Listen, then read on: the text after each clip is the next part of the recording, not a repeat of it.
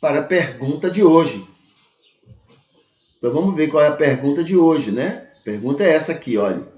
O que é anjo da guarda para a Bíblia? O que é anjo da guarda, né? Que é tão comentado e conversado por tanta gente.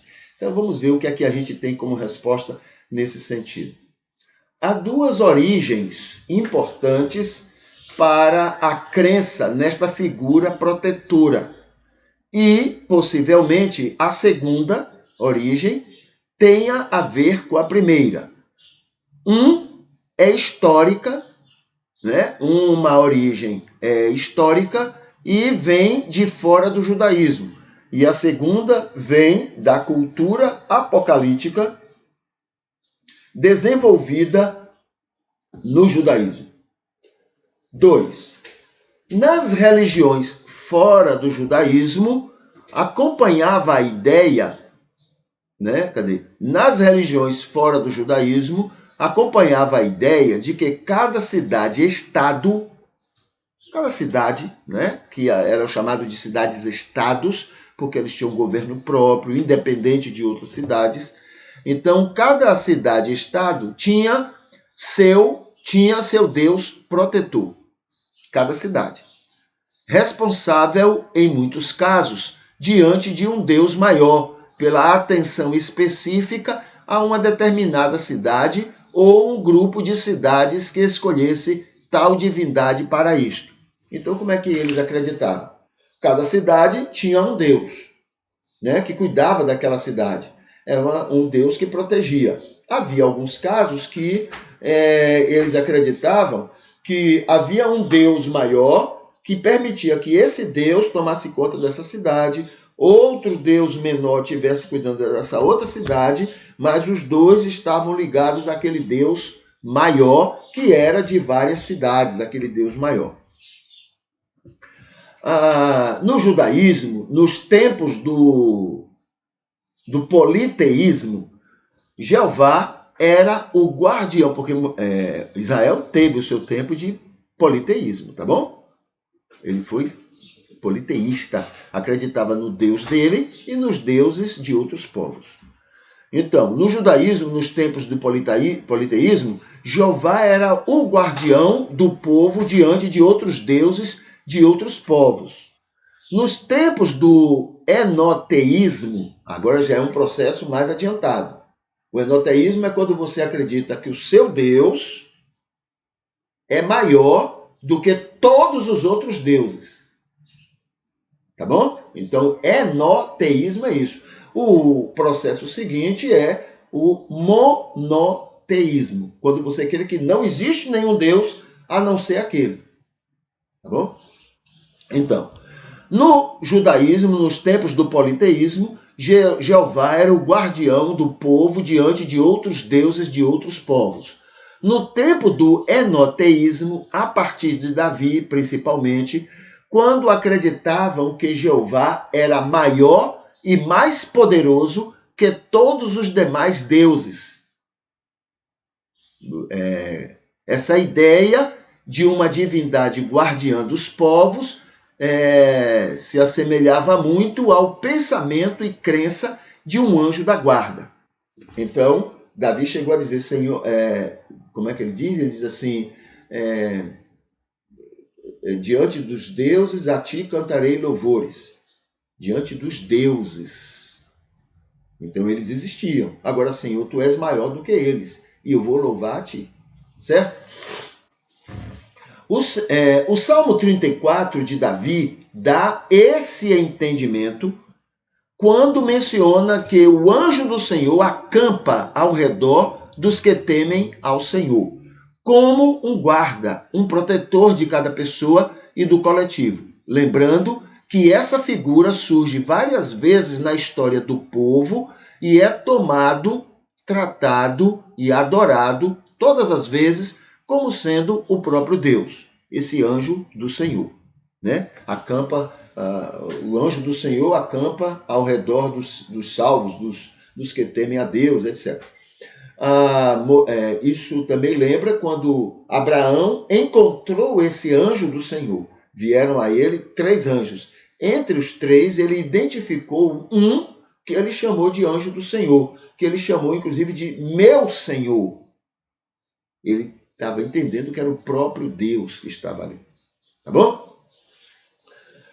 Quinto, com o advento da cultura apocalíptica, a partir dos tempos de Babilônia, surge a ideia bem clara de anjos da guarda, enviados de Jeová para proteger o povo numa e noutras situações, nos e noutros lugares, ficando Jeová como comandante dessas miríades e miríades de anjos para pessoas, cidades, tribos e a nação. No livro de Hebreus, o cristianismo adota uma ideia semelhante, quando afirma sobre anjos que estão na incumbência de guardar os salvos, ministradores enviados para servir a favor dos que hão de herdar a salvação. É assim que está no texto lá em Hebreus, né? Não são esses, por exemplo, por acaso, né, ministradores enviados de Deus para proteger os salvos, os que vão herdar a vida eterna? Então, esses anjos da guarda, dentro do cristianismo, assumem, então, alguma ideia, né, nesse sentido. Não é muito desenvolvido nos demais livros e também durante o próprio cristianismo, mas surge isso lá em Hebreus. 7. A Bíblia menciona que Jesus foi servido por anjos depois dos 40 dias, quando esteve sendo tentado.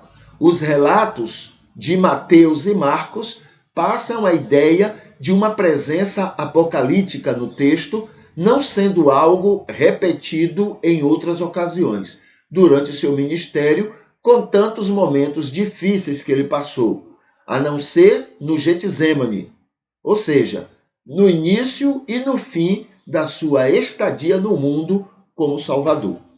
Então ele vai ter um momento com anjos lá na tentação e outro momento com anjos lá no Getsêmani, né, quando está sofrendo pelo que ele haveria de passar na morte da cruz. 8. Qualquer que seja a origem, a ideia é reeditada na antiguidade da história humana e se torna forte durante a Idade Média com o catolicismo miscigenado que dominou a Europa e grande parte da Ásia, né? Esse miscigenado é a ideia de que o catolicismo ele fez um trabalho missionário com outros povos, bárbaros, e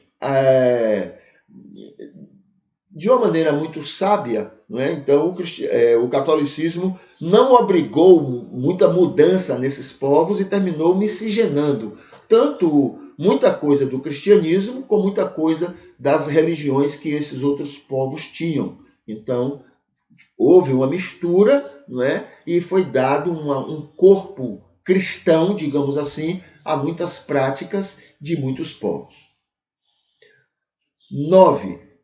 Acreditar que Deus precisa de anjos para que estejamos acompanhados e protegidos o tempo todo é diminuir a sabedoria, o amor, a onisciência, a onipotência e a onipresença do Senhor para proteger igualmente todas as pessoas do mundo. Então, ele não é suficiente para fazer isso, ele precisa de anjos da guarda para poder ajudar nesse serviço. Então, você está diminuindo esse potencial, esse atributo da onisciência e da onipresença de Deus, não é? Para proteger cada um dos seus. Tá bom? Ele terceiriza. Essa é a ideia para algumas pessoas. Na verdade, a Bíblia não coloca isso. A Bíblia coloca que ele nos cuida de nós pessoalmente, individualmente. 11. Cadê? É 11? Não. 10. O ensino de Deus usando anjos para proteger pessoas que ele ama não fez parte dos ensinos de Jesus. Jesus nunca mencionou sobre isso. Pelo contrário, quando falava sobre esta função de proteção e direção para a vida dos seus, ele mencionava a si mesmo como Deus e ao Espírito Santo, como também sendo o próprio Deus. Não falava de anjos, falava dele, pessoalmente, cuidando daqueles que são dele. É pecado acreditar em anjo da guarda? É uma pergunta, né? É pecado acreditar em anjo da guarda? Não, não é. Mas há um grande perigo nisto.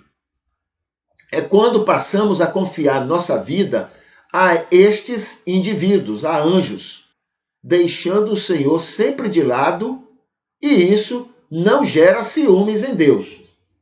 Então, vamos tirar a ideia de que Deus fica enciumado, de maneira nenhuma, né? Mas nos impede de ter um olhar mais adequado sobre ele e sua personalidade conosco, todo o tempo em nosso favor. Então, se eu acredito em anjo da guarda, por que eu vou acreditar que Jesus está aqui comigo? Por que eu vou acreditar que Deus está aqui comigo? Tem um anjo aqui me protegendo e me guardando. E isso, quem perde? Eu. Para mim, é mais saudável, é mais abençoador, quando eu creio que quem está aqui comigo é o próprio Deus, na sua onisciência, na sua onipresença, na sua sabedoria, no seu amor para comigo. É Deus que está aqui. Então, eu estou na presença do Todo-Poderoso e não de um anjo, um Zé, né? Com todo respeito aos Zés, né? Mas um Zé que foi mandado para cuidar de mim. Não, eu não estou aqui protegido por anjo. Estou protegido pelo próprio Deus, o próprio Jesus Cristo, o próprio Espírito Santo. Então, quem perde se fica pensando no negócio de anjo da guarda? É eu. Eu perco na minha consciência, mesmo que não seja verdade, mas eu perco na minha consciência, na minha fé, que eu estou com Deus. Eu estou com um anjo aqui do meu lado me protegendo. E isso, quem perde sou eu. Tá bom? Então, esses argumentos é que nos serve para conversar sobre essa pergunta. O que é anjo da guarda para a Bíblia?